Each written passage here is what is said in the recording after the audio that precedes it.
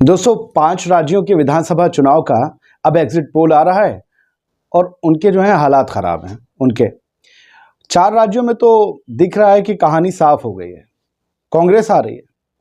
अब उनके लिए दिक्कत यह है कि अगर 5वें राज्य में उनकी सीट शून्य आ गई तो लोग जो है बड़ा मजाक उड़ाएंगे और उनका मजाक उड़ाने के लिए इधर लोग तैयार रहते हैं हमेशा, न जाने क्यों, कितनी चिढ़ है उनसे। अब जो हाल है वो ये समझ लीजिए कि किसी भी राज्य में, चाहे वो मध्य प्रदेश हो, राजस्थान हो, छत्तीसगढ़ हो, मिजोरम हो या तेलंगाना हो, कहीं भी अच्छे नहीं हैं। बड़ी बुरी खबर है। खबर तो ऐसी है कि जो लोग दिन रात उनकी माला जपते रहते थे, वही उन्हें ये दुखद समाचार दे रहे हैं कि सर अच्छा चलता हूँ, दुआओं में याद रखना, पढ़ने का वक्त आ गया है। देखिए, ये है एक चैनल जिसकी एंकर हैं, आप पहचानते होंगे, हम नाम नहीं ले रहे हैं, पहचानते तो होंगे। 48 से 56 सीट इन्होंने छत्तीसगढ़ में दी हैं कांग्रेस को और 32 से 40 उनकी पार्टी को।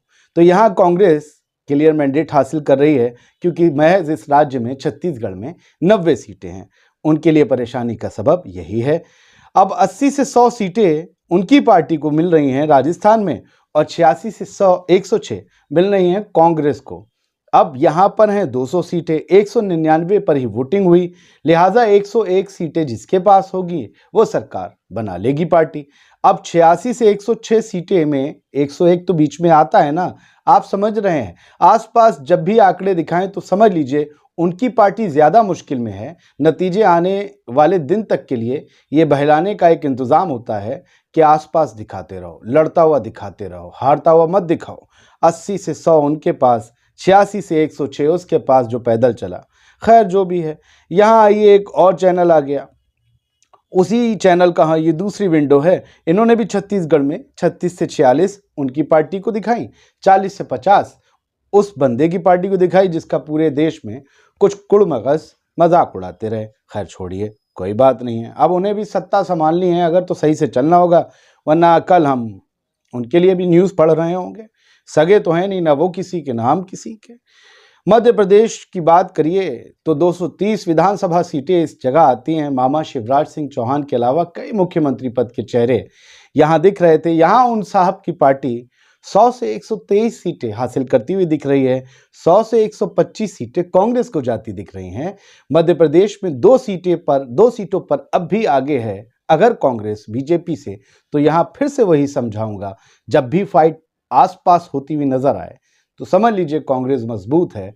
दिल को बहलाया जा रहा नहीं, सर आप जीत जाएंगे, सर आप जीत जाएंगे सर। तो ये होता है। हमने तो मीडिया चैनल्स में कितने साल नौकरी की। एक दिन तो ऐसा हुआ कि खूब एडवर्टाइज हुआ, शाम को सबसे बड़ा एग्जिट पोल आएगा, सबसे बड़ा एग्जिट पोल। और जिस वक्त वो आना था उससे पहले ही अंदर खुल गया कि कौन जीत रहा है, और इतना बुरी तरीके से कोई हार रहा था कि वो एग्जिट पोल गिरा दिया गया। ये हकीकत की बात है, मीडिया के लोग आपको कभी बता देंगे। तो फिलहाल यहाँ मध्य प्रदेश में भी जीत रही है कांग्रेस, 2 सीटों पर ही आगे, उससे आगे समझ लीजिए। तेलंगाना की बात करें तो दक्षिण का ये राज्य, यहाँ पर टीआरएस सत्ता में है। उनके पास 48 से 58 सीटें हैं। 48 से 58 सीटें जाती दिख रही हैं, उनसे 1 सीट ज़्यादा कांग्रेस को जाती दिख रही है। 49 से 59 वो कांग्रेस जिसके पास पिछले विधानसभा चुनाव में महज 19 सीटें थीं। तो 5 में से 4 राज्यों में तो मैंने आपको दिखा दिया कि कांग्रेस जीत रही है।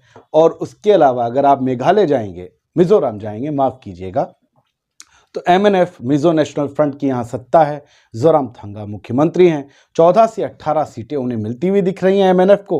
कई क्षेत्रीय दलों का एक गठबंधन है। कांग्रेस को 8 से 10 सीटें मिलती हुई दिख रही हैं। 40 सीटों की विधानसभा है। 21 सीट जो लाएगा सत्ता का सुख पाएगा। भाजपा को यहाँ पर 0 सीट मिल रही है। फिलहाल ये आज के समाचार थे। 5 राज्यों में भाजपा का सुपड़ा साफ होते दिख रहा है। अमृतकाल में ये सब तो नहीं होना चाहिए था। जब भारत विश्व गुरु बन रहा हो तो फिर ये उल्टी गिनती शुरू कैसे हो गई है? आखिरकार इसका राज क्या है? और हलाल, हराम, बैन, मुसलमानों का आरक्षण खत्म, इतनी चीजें, सीए, ये सब कुछ आ गया इन चुनाव में, वोट नहीं आया। क्यों? क्या 2024 में भी नहीं आएगा? आप बताइएगा।